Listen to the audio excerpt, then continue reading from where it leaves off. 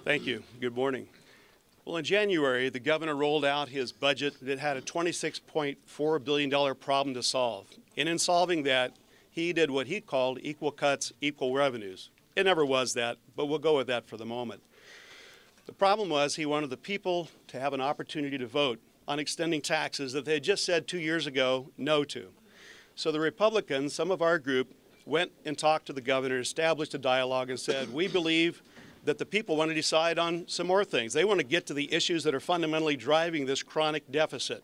We should have public pension reform because the public pensions are from $200 to $500 billion underfunded over the next 20 years. We have to start reforming that now.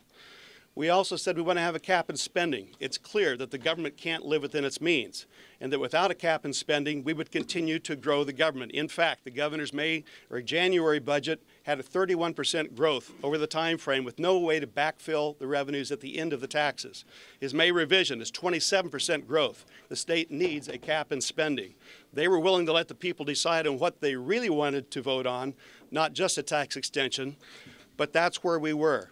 The governor couldn't go there because the special interest groups, the public employee unions, don't want pension reform. And by the way, they don't want a cap in spending, but it seems to hinge mostly on pension reform.